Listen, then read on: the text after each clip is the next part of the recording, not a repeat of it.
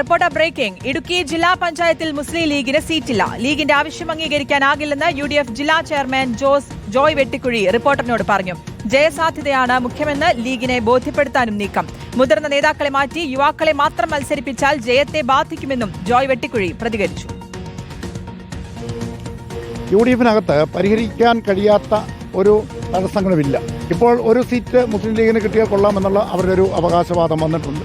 അപ്പോൾ അതിനെ സംബന്ധിച്ചിടത്തോളം നമ്മൾ ചില ഒരു സീറ്റ് അവർക്ക് കൊടുക്കുന്നതിനുള്ള ചില പ്രായോഗിക ബുദ്ധിമുട്ടുകൾ നിലനിൽക്കുന്നുണ്ട്.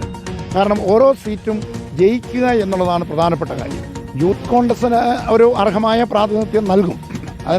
അതൊക്കെ ജില്ലാ കോൺഗ്രസ് കമ്മിറ്റി മൊത്തത്തിലുള്ള സ്ഥാനാർത്ഥി ലിസ്റ്റ് പരിശോധിച്ച് അവർക്ക് കൂടിയുള്ള പ്രാതിനിധ്യം കൊടുത്തുകൊണ്ട് മുമ്പോട്ട് പോകും. അപ്പോൾ ഒരു ഭരണത്തിലേക്ക് വരുമ്പോൾ അത് പ്രാപ്തിയുള്ള ആളുകൾ, അനുഭവ പരിചയമുള്ള ആളുകൾ അവരെല്ലാം വേണം. എങ്കിലേ നമുക്ക് ഭരണം നന്നോട്ട് മുമ്പോട്ട് കൊണ്ടുപോകാൻ പറ്റത്തുള്ളൂ. അതുകൊണ്ട് അനുഭവപരിചയവും പ്രാഗൽഭ്യവുമുള്ള ആളുകളെ അവർ കുറച്ച് 2 ടേമായി അല്ലെ 3 ടേമായി എന്ന് പറഞ്ഞ് അവരെ നമുക്ക് മാറ്റി നിർത്താൻ കഴിയില്ല. അവരോടൊപ്പം തന്നെ ചെറുപ്പക്കാരൂടെ വന്നു കഴിയുമ്പോൾ മെച്ചപ്പെട്ട ഭരണസമിതികളായി നമുക്ക് മുമ്പോട്ട് പോകാൻ കഴിയും. രാഹുൽ സുരേഷിന്റെ വിവരങ്ങൾ നൽകാൻ. രാഹുൽ, ലീഗിനൊരു സീറ്റ് അവിടെ നൽകിയാൽ ഒരു ജയസാധ്യത ഇല്ല എന്നാണോ പറഞ്ഞു വരുന്നത് ജോയ് വെട്ടിക്കുഴി? അപ്പോൾ ഏത് രീതിയിൽ ലീഗിനെ ബോധ്യപ്പെടുത്താനുള്ള നീക്കമാണ് നടക്കുന്നത്?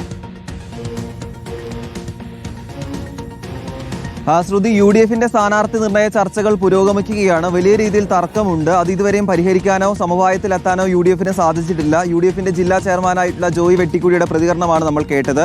ഇടുക്കി ജില്ലാ പഞ്ചായത്തിന്റെ ഈ ഡിവിഷനുകളുമായി ബന്ധപ്പെട്ടാണ് നിലവിൽ തർക്ം പുരോഗമിക്കുന്നത്. 16 ഡിവിഷനുകളായിരുന്നു ഇതുവരെ ഉണ്ടായിരുന്നത്. ഇപ്പോൾ ഒരു ഡിവിഷൻ കൂടി വന്നതോടെ 17 ഡിവിഷനായി. ഇതുവരെ 11 സീറ്റുകളിൽ UDFും 5 സീറ്റുകളിൽ കേരള കോൺഗ്രസുമായിരുന്നു മത്സരിച്ചിരുന്നത്. ഇപ്പോൾ പുതുതായിട്ട് വന്ന ഡിവിഷൻ വേണമെന്ന് ആവശ്യപ്പെട്ടുകൊണ്ടാണ് ഈ മുസ്ലിം ലീഗ് രംഗത്തെത്തിയത്. എന്നാൽ ജയസാധ്യത പരിഗണിച്ചുകൊണ്ട് മുസ്ലിം ലീഗിന് ഈ സീറ്റ് നൽകാനാകില്ല എന്നാണ് UDFിന്റെ തീരുമാനം.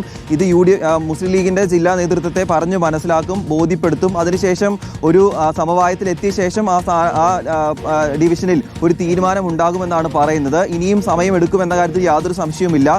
കോർ കമ്മിറ്റി യോഗങ്ങളും മണ്ഡലതല യോഗങ്ങളും എല്ലാം തന്നെ ഇപ്പോഴും പുരോഗമിക്കുകയാണ്. പക്ഷേ മുസ്ലിം ലീഗ് ആ സീറ്റ് വേണമെന്ന ആവശ്യത്തിൽ നിന്നും പിന്നോട്ട് പോകാൻ ഇതുവരെ തയ്യാറായിട്ടില്ല. അതാണ് നിലവിലെ പ്രധാനപ്പെട്ട പ്രതിസന്ധി. മറ്റൊരു സംഭവം, യൂത്ത് കോൺഗ്രസ് 50 പേരുടെ ലിസ്റ്റ് ജില്ലാ നേതൃത്വത്തിന് കൈമാറിയിരുന്നു. അതായത് വർഷങ്ങളായി പരിഗണിക്കുന്ന ആളുകളെ മാറ്റിക്കൊണ്ട് യൂത്ത് കോൺഗ്രസിന് ഒരു പരിഗണന നൽകണം എന്നതായിരുന്നു ആവശ്യം.